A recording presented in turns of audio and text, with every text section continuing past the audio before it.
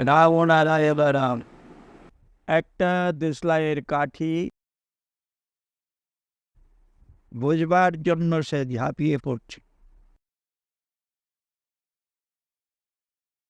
নিজেকে জাগ্রত করা সাধনা। রামনারায়ণ রাম নিজেকে যে সম্পূর্ণ বশে কন্ট্রোলে আনতে পারবে সেই প্রকৃত স্বাধীন। দেশবাসী যদি এমন হয়, দেশ তখন এমনিতেই স্বাধীন হয়ে যাবে। আমরা এগিয়ে যাব জাগ্রত যে বস্তু সম্মুখীন আছে তার দিকে। আজ হীরক আমাদের সম্মুখীন। নোংরা কয়লার মধ্যেই হীরক অর্থাৎ হীরা থাকে।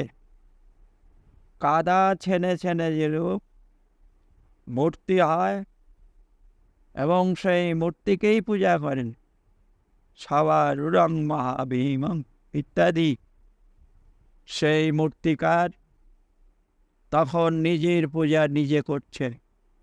আমরাও সেই রূপ নিজেকে গড়াচ্ছি। যেভাবেই হোক নিজেকে ছেনে ছেনে মূর্তি তৈরি করছি। তখন আর আমাদের পাথরের মূর্তির দিকে যেতে হবে না। আমার মূর্তিকেই আমি দেখব।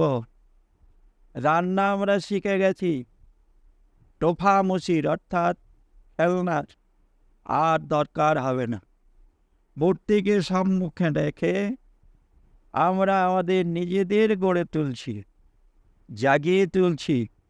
তাই মূর্তি দর্পণ স্বরূপ। আমরা হারাইনি। এ অবস্থা কেবল সাময়িক।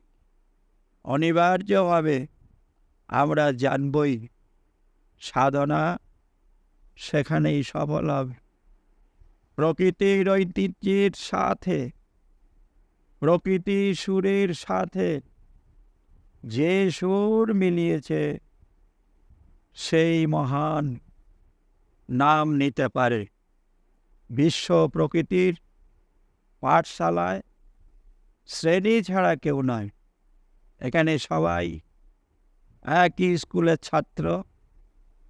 প্রথম থেকে দশম কেবল শ্রেণীর তফাৎ।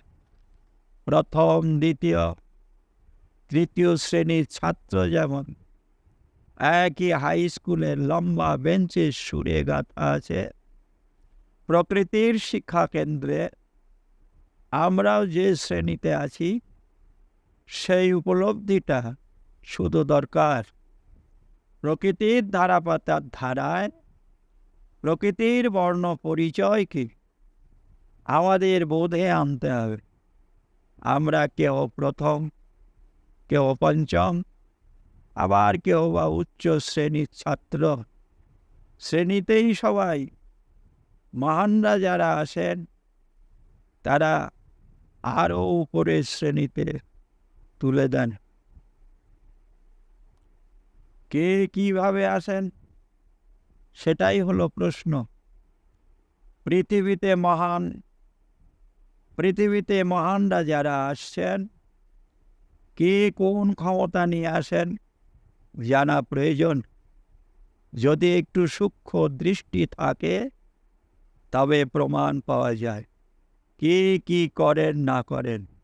জন্মের ইতিহাস, পরিবেশ, প্রতিবেশী, আত্মীয় স্বজন, এদের থেকেই প্রমাণিত হবে ইনি মহান কিনা।